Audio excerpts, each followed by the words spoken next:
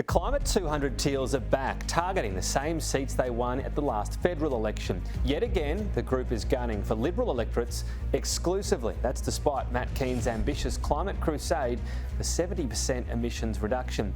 The Teal threat means the Liberals' safe state seats on the northern beaches are not so safe anymore. Warringah in Manly swung harder to Zali Steggall, while McKellar in Wakehurst and Pittwater left the Liberals for the first time ever. Tonight, Scomps's campaign manager Jackie Scrooby is hoping the Teal wave will also push Pittwater away from the Liberals. Rob Stokes is retiring after 16 years. Both he and Premier Perrottet wanted a female replacement, but local councillor Rory Amon had Liberal branches backing and prevailed in a polarising pre-selection.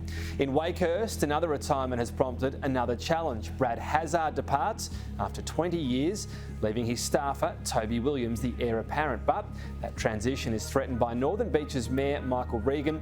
He opted for Orange over Teal and doesn't have Climate 200 cash, but he does have the support of Sophie Scomps. Moving to Manly, Environment Minister James Griffin is another Teal target. Jolene Hackman was the first candidate Climate 200 backed, in the hope that climate concerns that helped Zali Steggall win Warringah will also make Manly winnable too. Directly down from the Northern Beaches, there's another trio of independent challengers in Lane Cove, North Shore and Willoughby, the state seats that Kylie Tink turned Teal federally. If the same number of voters who backed Tink support Climate 200's Helen Conway tonight, she will win North Shore off Felicity Wilson. The Liberals are clearly concerned and have campaigned harder here than they've ever had to before. They also have concerns about losing Lane Cove Planning Minister Anthony Roberts. He does have the advantage of 2 decades of incumbency though, while climate candidate Victoria Davidson has volunteers from Tink's team campaigning for her. Larissa Penn predates the Teal movement. This will be her 3rd time contesting Willoughby. At last year's by-election battle, she secured an 18% swing, leaving Gladys Berejiklian's replacement Tim James defending a very tight 3.3% margin for their second showdown tonight.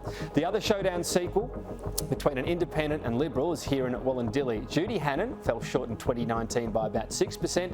This time she has the backing of Climate 200 and a Teal appeal to voters concerned about rampant development. Not all independents are so fortunate to be funded by climate cash. Allegra Spender won Wentworth last year with more than $700,000 in Climate 200 donations, but that support isn't seen in overlapping Vaucluse for Karen Fryer.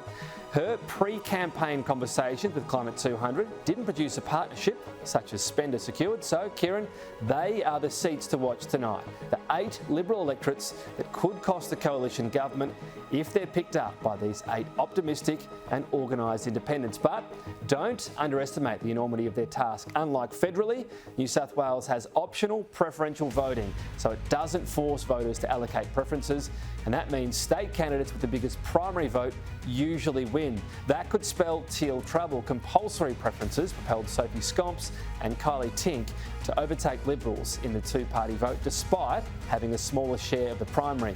And their polling prospects is further fraught by capped donations. State independent candidates cannot spend more than $200,000 overall and cannot receive more than $3,330 per donor.